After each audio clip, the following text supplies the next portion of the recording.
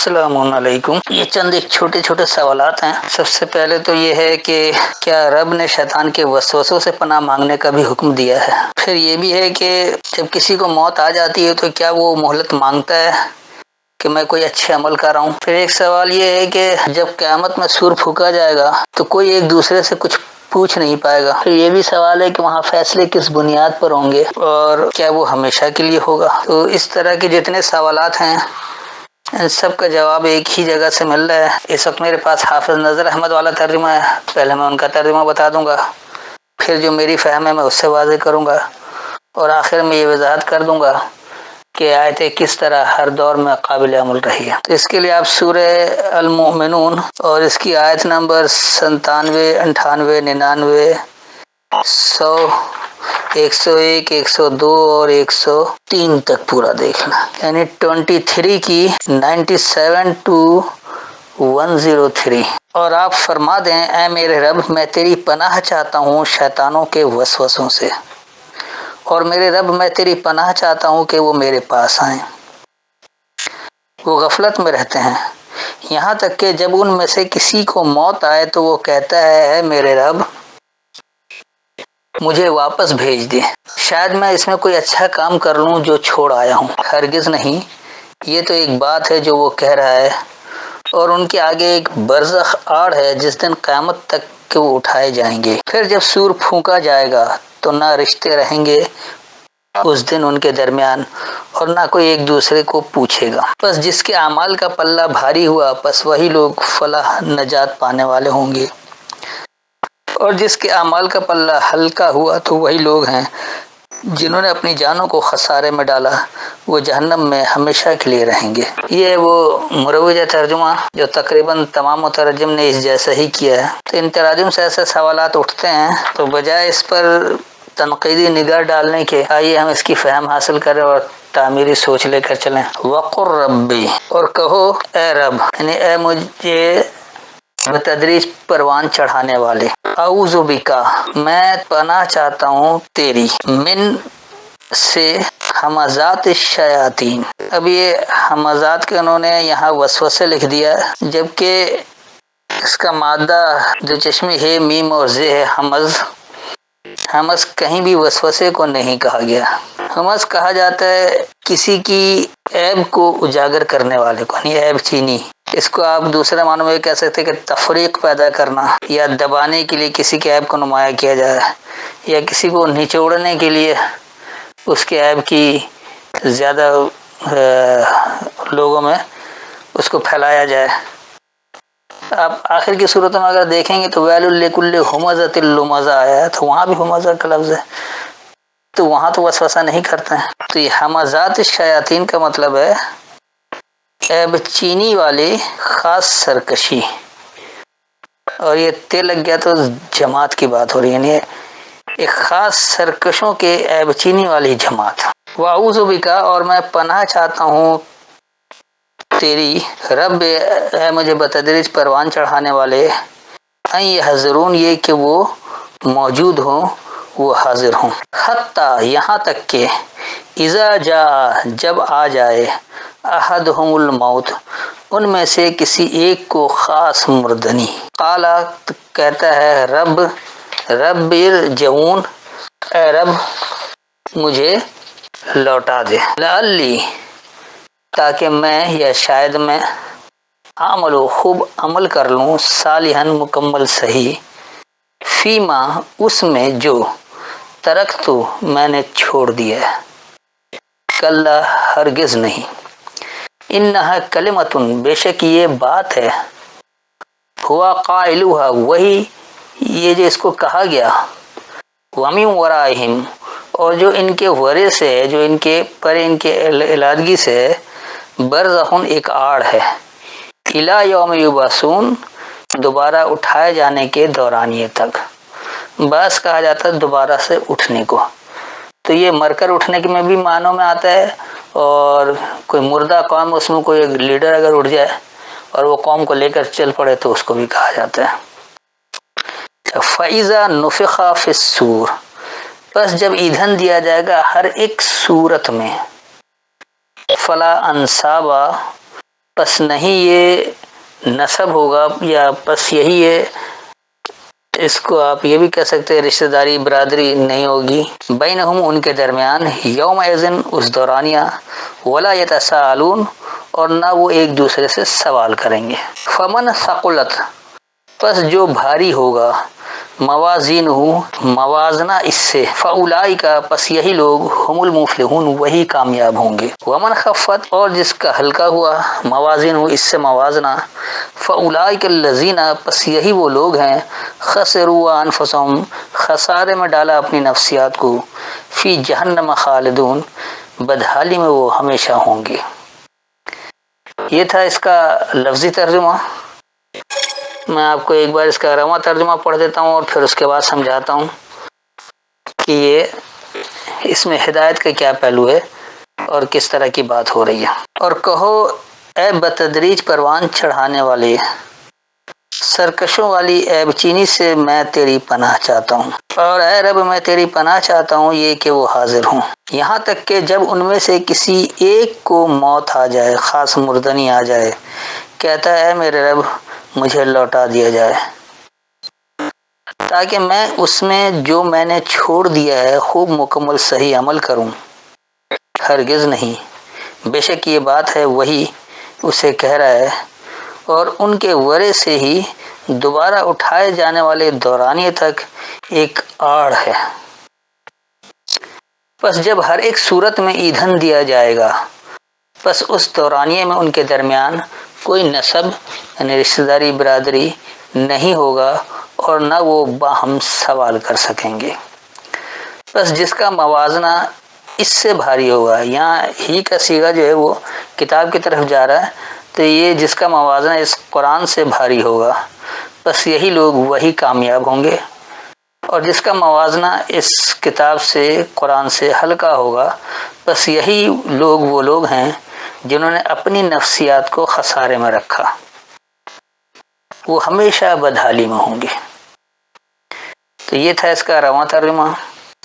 اب آئیے اس کو سمجھتے ہیں کہ سب سے پہلے جو یہاں بات ہو رہی ہے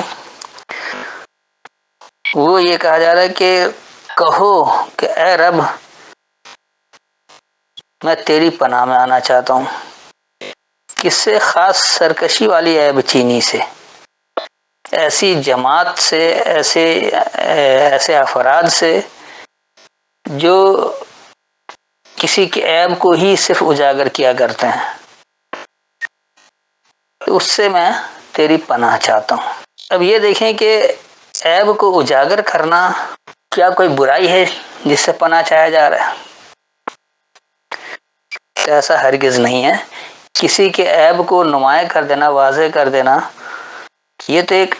اچھی بات ہوتی ہے تاکہ لوگ اس سے ہوشیار رہیں اور اس دھوکے کا شکار نہ ہوں۔ لیکن یہاں بات جو آ رہی ہے ہمزات کے ساتھ شیاطین، سرکشی والی عیب چینی نہ ہو، یعنی آپ اس لیے عیب اجاگر نہیں کر رہے ہیں کہ سرکشی اختیار کی جائے، نافرمانی اختیار کی جائے، تو کیونکہ اگر کسی کا کوئی اچھا فرما بردار ہے تو اس سے دور کرنے کے لیے لوگ جان بوجھ کر اچھے افراد کے صرف کردار کشی کرتے ہیں، یا صرف اس کے عیب کو اجاگر کیا کرتے ہیں تاکہ اس کے چاہنے والے اس سے متنفر ہوں، تو سرکشی کی نیت نہ ہو۔ ہاں اگر فرما برداری کی حیثیت سے آپ کسی کے عیب کو اجاگر کر رہے ہیں تو وہ اچھی بات ہے کہ ہر آدمی اس سے ہوشیار رہے، لیکن جہاں سرکشی کے لیے عیب کو اجاگر کیا جائے کہ بس صرف اس سے بغاوت کروا لینا، اسے سرکشی اختیار کروا لینا ہے، تو وہ مسئلے کا حل نہیں ہوتا ہے، وہاں مزید بگاڑ پیدا ہو جاتا ہے۔ اس لیے آگے پھر یہ کہہ رہا ہے کہ وَأَعُوذُ بِكَ مِن رَّبِّ أَن يَحْضُرُونِ، اور میں پناہ چاہتا ہوں اس کی، اے مجھے بتدریج پروان چڑھانے والے، یہ کہ وہ حاضر ہوں، وہ موجود بھی ہوں۔ تو ایسے افراد جو صرف عیب کو نمایاں کرتے ہیں اور وہ بھی سرکشی کے لیے، تو ان کا موجود رہنا بھی اس سے بھی پناہ چاہیں گے۔ اب آپ اس کی مثال لے لیں، کیونکہ بہرحال میں پاکستان میں ہوں اس لیے پاکستان کی مثال پہلے پیش کرتا ہوں، آپ لوگ اپنے اپنے علاقے کی مثال لے سکتے ہیں۔ تو ہمارے یہاں اس کی بڑی واضح مثال ملتی ہے۔ ہمارے یہاں سیاستدانوں کو بدنام کرنے کے لیے ان کے عیبوں کو بہت زیادہ نمایاں کیا گیا، اور جو ان کے اچھے کارنامے تھے ان کو دبا دیا گیا، اور اس کے لیے باقاعدہ طور پر ایک جماعت کے تحت مہم چلائی گئی۔ تو اس کا نتیجہ کیا نکلا کہ جب وہ موجود بھی رہے اور اس طرح صرف سرکشی کے لیے اس کے عیب کو نمایاں کرتے رہے،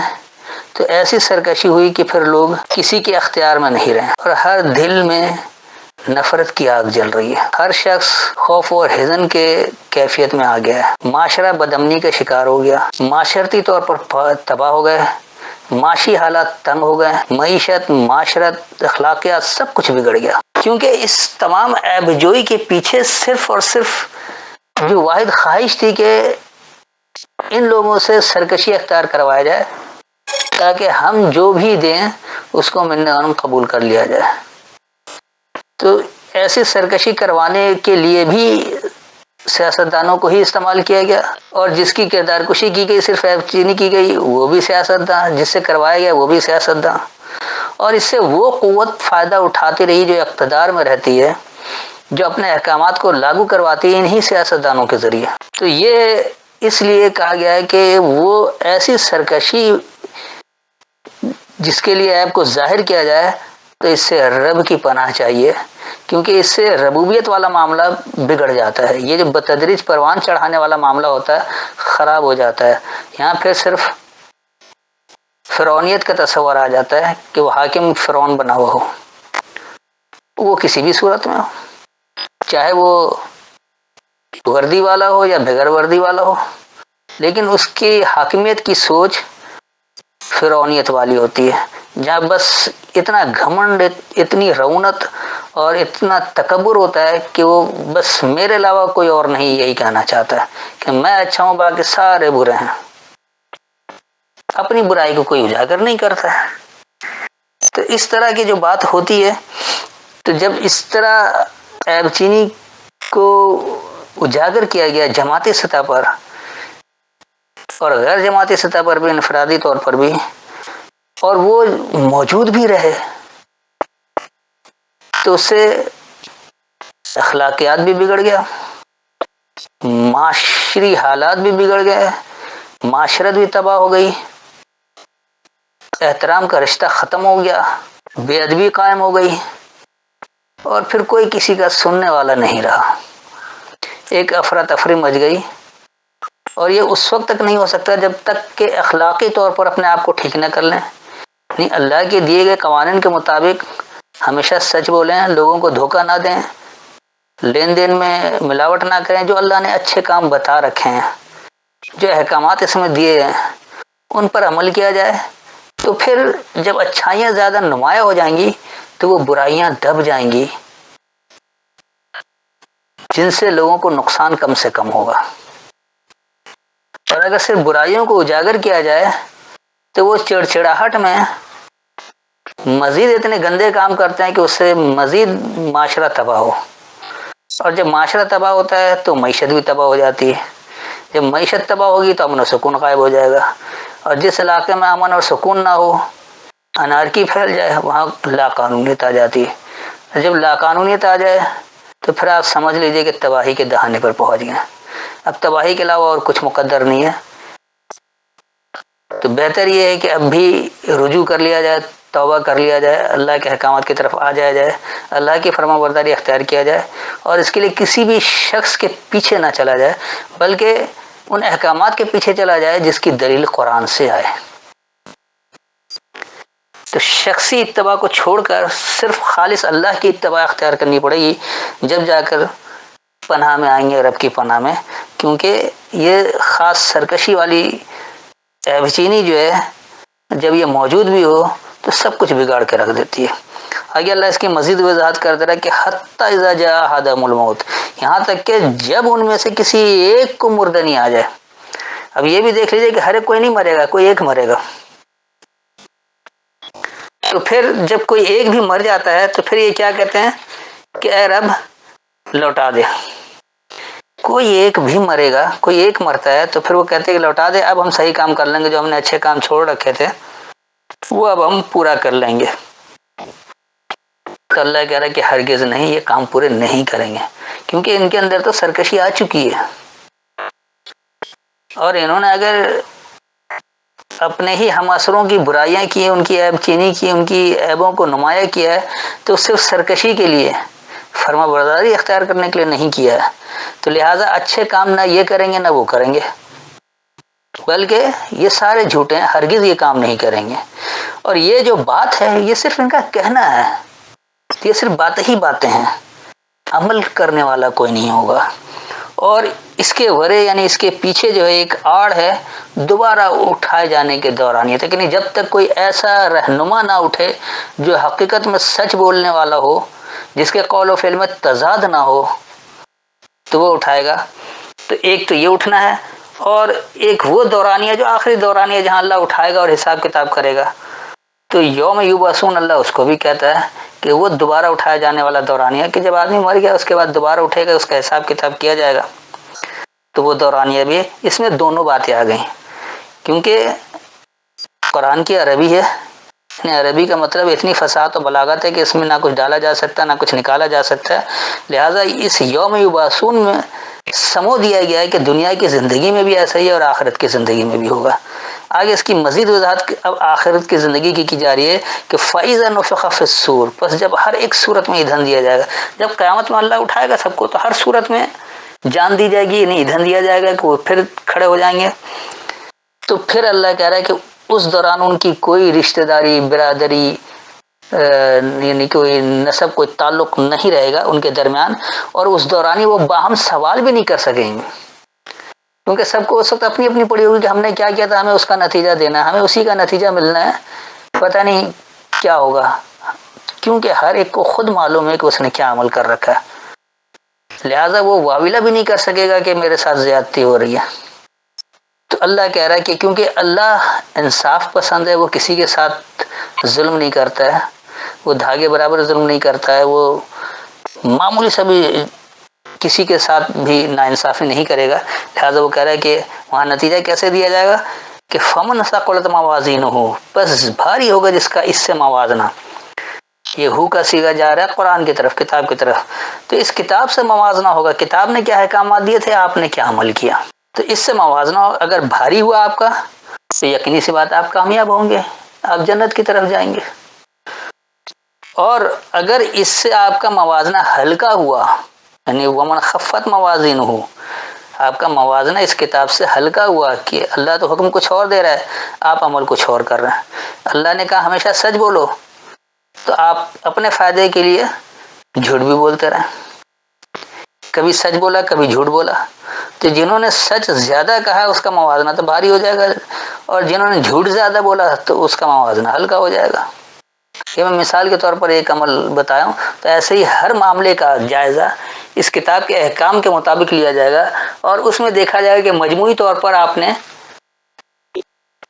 احکامات کے تابع ہو کر عمل کیا ہے یا نافرمانی کے تحت عمل کیا. تو یا تو آپ کا موازنہ اس سے بھاری ہو جائے گا یا ہلکا ہو جائے گا. تو بھاری ہوگا تو وہ لوگ کامیاب ہوں گے، اور جن کا موازنہ اس سے ہلکا ہوگا تو انہی لوگوں نے اپنی نفسیات کو خسارے میں ڈالا، اپنے آپ کو خسارے میں ڈالا، اپنی سوچ کو خسارے میں ڈالا، اور یہ ہمیشہ بدحالی میں ہوں گے. تو یہ کیونکہ یہ وہ یوم القیامہ والا دورانیہ ہے، اس کو یوم یبعثون بھی کہا گیا ہے، اس کو یوم الآخر بھی کہا گیا ہے. تو یہ سب کچھ جو آخری دورانیے کی بات ہو رہی ہے کہ جہاں موازنہ کتاب کے تحت ہوگا، اور اگر آپ کا موازنہ بھاری ہوا تو آپ کامیاب ہوں گے، اور اگر موازنہ ہلکا ہوا تو آپ نے اپنی نفسیات کو خسارے میں ڈالا، اور اس کا نتیجہ ہمیشہ بدحالی میں رہنا ہوگا، ہمیشہ جہنم میں رہنا ہوگا. تو یہ تھی اس کی مکمل وضاحت. میرے خیال میں ہر ایک کو اپنا اپنا جواب مل گیا ہوگا،